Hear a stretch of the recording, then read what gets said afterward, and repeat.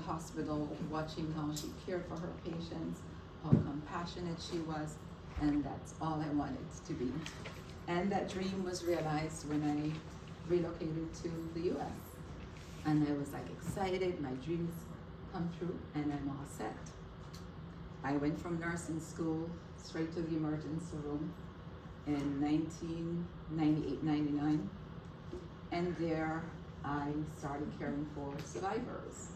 And initially, as nurses, we chaperone the physician, they do the forensic exam and the interview, and we were charged with maintaining chain of custody and handoff to law enforcement, and that was fine. Little did I know that my chosen career would have led to my calling, my passion.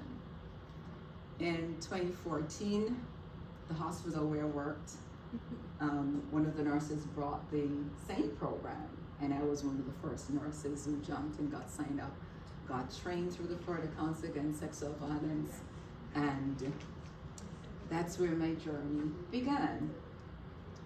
In 2021, I was interviewed on a podcast. This host reached out to me. She saw on my bio on Clubhouse app, I don't know if any of you remember Clubhouse, a Clubhouse app, and she wanted to interview a SANE.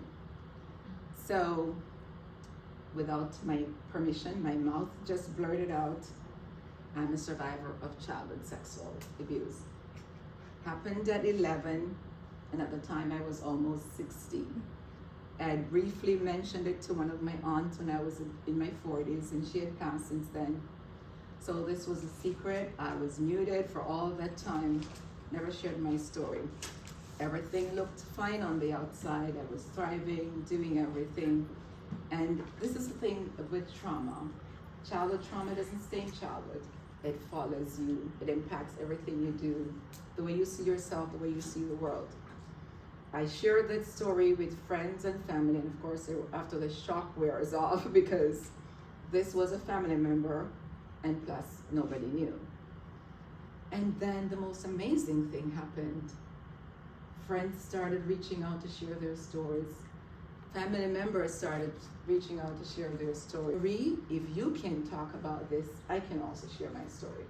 Share their stories of childhood sexual abuse. Back in Jamaica, it's open secret. Nobody talks about it. Everybody knows it's swept under the rug. Children must be seen and not heard. And those were things that happened in the islands. And then I realized, oh my God, my voice that I kept hidden for so many years does matter. It impacts people. People started referring survivors to talk to me, get advice. I shared resources, and my journey began. Now I'm in a space where I write about trauma-informed care, healing for survivors, train healthcare providers, and anybody who would listen, write about trauma-informed care. One of my books last year, What Every Provider Should Know, a trauma-informed guide for healthcare providers, is a bestseller. It's been used by physicians, nurses, therapists. I have one educator who told me it gave her the language to communicate with her students who disclose. The last student she had was over 18 and didn't want law enforcement involved. So she copied pages of some of my books and shared it with her students. And I'm so excited that the work that God has called me to do is impacting the life of survivors and others. And trauma-informed care is not just about healthcare. Wherever people are served, you should be trauma-informed, whether you're an educator, a pastor, a counselor, doesn't matter. Wherever people are served, trauma-informed care is needed. And before we proceed, I want to ask you one question. What would it be like for you to walk into an emergency room, a rape crisis center, a pastor's office, a counseling office, a police station, after the worst experience of your life? What are some of the things you would expect? What would that look like for you? What would you want? who would like to share? Empathy, compassion. Empathy, compassion, Urgency. urgency, Someone who listens. somebody who listens, Privacy. privacy, Being being believed, and all those are advocacy. That is why advocacy matters. And I have to show you the screen that says this summit is partially government funded, so to be careful of our language. Yes. Why does advocacy matter, especially in survivor care? Institutions are run with protocols, but protocol is not advocacy. Advocacy guides the work. Advocacy guides the care that we provide. Care without advocacy can unintentionally re-traumatize. I've been at the bedside with doctors who unintentionally re-traumatize survivors. I was so happy when the program came to my hospital. Now we had trained nurses on call 24 hours a day because we know what the survivor needs. And there are healthcare providers who don't want to take care of a rape victim because they don't want to go to court. They don't know what to do because if they're not trained, then staff frustration and that travels to the survivor. Advocacy restores safety, dignity, and choice because of what we do, and we'll continue. What is advocacy? Imagine a survivor walks into your hospital or wherever you provide care.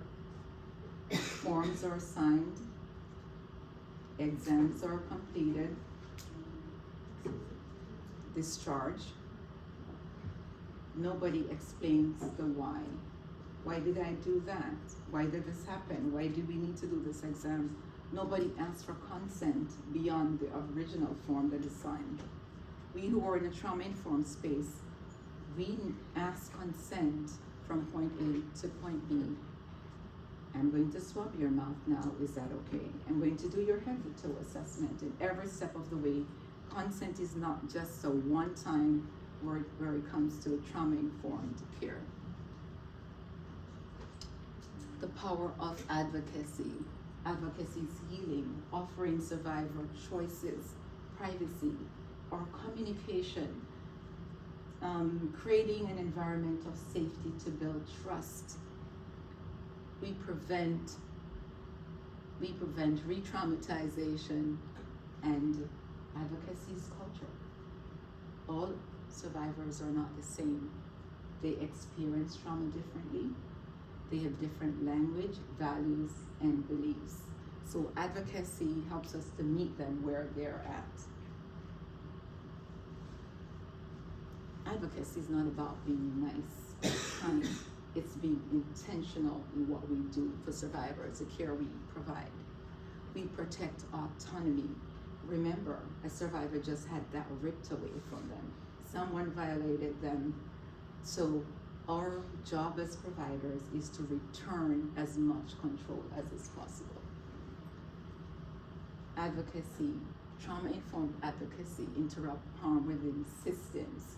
We are there to provide trauma-informed care in a way to minimize unintentional re-traumatization through we don't just follow protocols. Protocol is what is required, but what is needed is not always what is required, and they're not the same. We do need both, but protocol is not what a survivor needs in all cases. Protocol asks what is required. Advocacy asks, what does this survivor needs to feel safe right now? Business runs on protocol.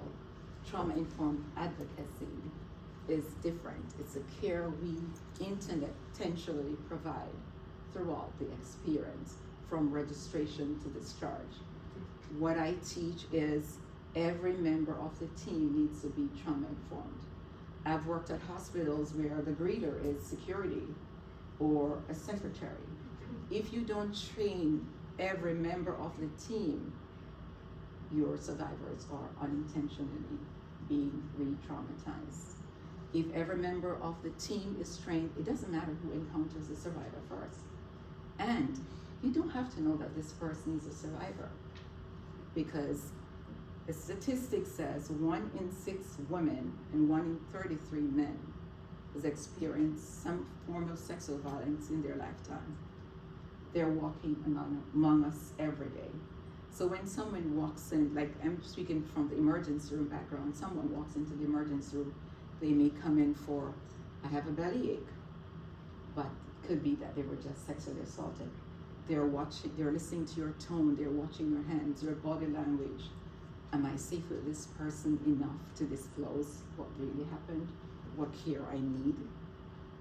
Survivors pass through the healthcare system many, many times without disclosing why they're there and not receiving the care that they really need to survive, heal, and thrive. Now, let's talk about some of the areas. Think about your role in your organization, or some of the organization that you interact with through your agencies, where advocacy has broken down. Think about some of your roles. Think about some of the stages in the care you offer, or some of the agencies you work with, where advocacy breaks down. Anyone want to share? Yes. I would say intake. A lot of times not asking the right questions or missing those cues, and just not digging a little deeper into it, because sometimes they're minimizing what happened to them. Yes. And so it's our job to actively listen and look for those things. If it's behavior, gestures, what they're trying to say but not saying, Right. and offering services that way, identifying their needs that way. I think intake sometimes. Yes. Kind of. A lot of times. Yes. Yes. Oh, a lot of times. Yes. Anybody else? The examinations. Examinations, for When you're a example. nurse Mhm. and you're dealing with a hospital who, doesn't want to do the kit because they don't fix the numbers, or like that whole process can definitely re-traumatize. Yes. Or not asking for consent along the way, just from the sign form, and then no further communication. Right. Anybody else? Yes. I'll say the transition between discharge and follow-up. So within our program, sometimes the advocates not feeling comfortable to have conversations around medications and things like that. Not necessarily, like I said, this diagnosing things like that, but more so checking in to make sure that if the survivor says, hey, I got this, or I can pay for this, actually following up to ensure that they were able to pay for whatever they said they would have paid for in the tablet before. Right. But that's where there was a disconnect or a breakdown. Yes. I was sharing with Veronica this morning. I have run a Facebook group for survivors, and someone posted last night about being sexually assaulted, and she went to the hospital. Do you want to guess what the response of the hospital was? They gave her a phone number to call for a follow-up to schedule the rape kit. They gave her a phone number to schedule an appointment to get the rape kit. And of course, this is weeks later, and she didn't make the call, she didn't follow up. Yeah, that's re-traumatizing. I teach new nurses, and I always find an opportunity to talk about trauma-informed care, sexual assault awareness and prevention. And one of the hospitals in my system, I don't work directly with a hospital, I teach in the nurse residency program. So I got a call from one of the nurse residents, and she was like, Miss Marie, you'll never believe what happened. A survivor came in, this hospital doesn't have same program, and they don't have a protocol. What do you do when a survivor walks in? They don't have a protocol. Over the last 3 years, although I work with the system, I don't work with the hospital, I've connected 3 nurse managers, because there's a turnover, with the community rape crisis center, so the staff can be trained and the protocol set up. There's no sense of urgency, there's no follow through, and nothing has happened to this day. The physician at that time offered the patient a partial AMA because they don't do the rape kit. This happened in end of 2025. This is 2025. A hospital in a major healthcare organization doesn't have a SIN program, doesn't have a protocol. Fortunately, the nurse practitioner knew what steps to take, called the police, and the police knew what to do. But think of that survivor who was offered a partial AMA because, oh, we don't do rape kits here.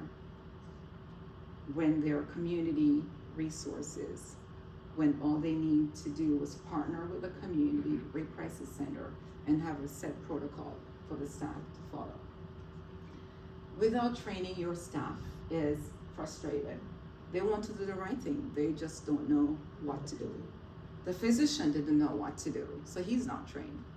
When I trained some group of physicians last year, trauma-informed care, and I said, how many of you have received training or heard of trauma-informed care?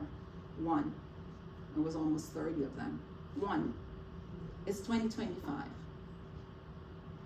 And we know trauma is everywhere. And I'm teaching them, and it's like, the person you're taking care of is probably a trauma survivor. And you don't have to know their story to provide the good, create a safe environment, to build trust so they can get the care that they need. I was very excited. A few weeks later, one of them called me. She was doing a presentation because they had identified a DV survivor, and that was missed in the ED. She was admitted, and they identified that she was a DV survivor and was able to get her resources that she needed, although she denied it until she eventually admitted it. And they were very excited because they just had a training with me, and they used the communication techniques that I taught them, so they were very excited. And I was very excited too about that. But all staff members need to be trained, because look at the gaps, look where it's breakdown. Intake. Survivor doesn't speak the language. What do you do if they don't speak the language? Because you won't get all the information. Transitions. They're leaving one facility to the next, or they're admitted. You're handing off to another nurse. Do you give a full report, or something is missed? You're in a rush. Examinations that we talked about. Discharge we talked about, and follow-up care. Are we providing right follow-up? We can't do this work alone. We don't have all the resources they need. Mental health, STI testing outside of your hospital or rape crisis center. If you're in a rape crisis center, where do you send them after they leave you, right? It's care beyond the bedside. Where do they follow? And clear instructions so they understand and are not left navigating the system on their own. Now, this is where the R.I.S.E framework that I developed comes in to build a gap and to fill this gap. It is a framework that trains survivors, healthcare providers to recognize signs of trauma, initiate safe care, support healing, and empower recovery. And we are going to go deeper into each pillar. This is something I wrote in my book. It's documented in my book, What Every Provider Should Know, a trauma-informed care for healthcare providers, I mentioned.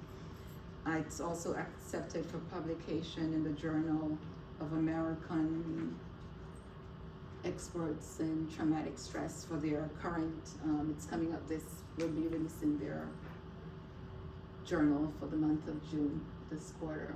Very excited about that. So let's dive in. The first R is to recognize, because we can't treat what we don't recognize. And trauma is not always spoken.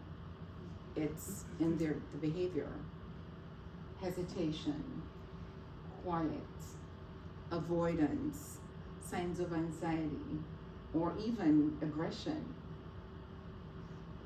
Behavior is communication. And we who are trauma informed, we recognize that. But if the staff isn't trained, they may think, oh, she's got attitude, I can't deal with her. I've seen that in the emergency room. I worked in there for more than 20 years. Oh, they're a poor historian, or I don't have time for this. When you're ready to talk, I'll come back. I've seen those.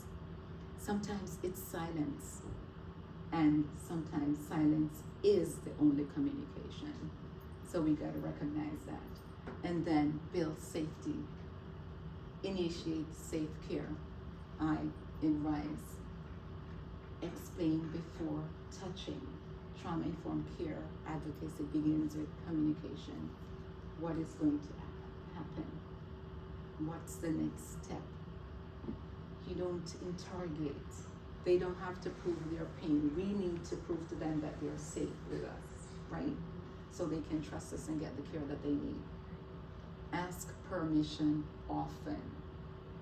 From step A to step B to step C. Would you like me to repeat what we are going to do? Did you understand? Offer meaningful choices. As much as you can, offer them choices. Would you like a blanket? Would you like to take a break? Because when a survivor comes into you, you're overwhelmed, you're in a stressful situation. So offer them as much choices as possible. What happened to them was not their choice. Nobody chose to be raped or beat up or be traumatized. So offer them choices. The S in R.I.S.E is support healing. Validate without interrogation. They don't have to prove their pain to be treated compassionately. And connect early to advocacy resources. What other resources do they need beyond what you are providing for them? In the emergency room, especially those that don't have the same program, you need the Rape Crisis Center in your community. You need mental health. You need the clinic. Could be the OBGYN. Calling the advocates to come in. I'm from down south, where the hospital I worked in, Longwood Regional Medical Center in Fort Pierce, and I talk about Audrey, one of our nurses who brought that program to us, and I know she's the director now, and I spoke with Julie yesterday. They have 20 SANEs in that ER now, and that's amazing. They're doing great work down there. So, partnering with community resources, your Rape Crisis Center, law enforcement, it's a whole team, not just you. You cannot do this job alone. We need community partners. And preserve privacy and dignity at every step of the way. And the E in R.I.S.E is to empower recovery. We support survivor-led decisions, even when it's not timely or what we want. Now, we want to recognize your pace. Sometimes I don't feel like doing that today. I'm not ready. But we are going to honor that while providing them with the information that getting the rape kit needs to be done in a certain amount of time. It's best to contact law enforcement if they so choose within a certain amount of time. We are going to provide them with the information so they can make informed decisions. We're not going to pressure. Trauma-informed advocacy respects their space. We partner with them.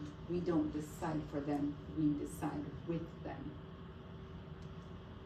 Now, we're going to do a little breakout session where we're going to put the R.I.S.E framework into practice. And Julie is going to hand out one of these scenarios to each table. And we're going to look for gaps where we can use the R.I.S.E framework.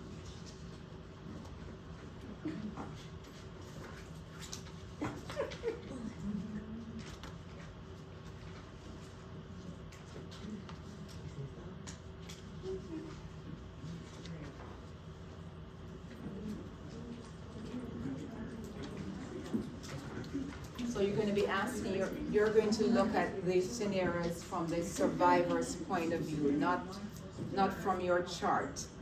You're going to look at what trauma cues were missed, where safety could have been initiated earlier, how healing could have been better supported, and where survivor control could have been protected. And then we'll come back. No. Oh, yeah, we're using the R.I.S.E framework. Right here, that's, so my scenario is emergency department. A 24-year-old survivor presents to the emergency department stating she was sexually assaulted earlier that night. Registrations that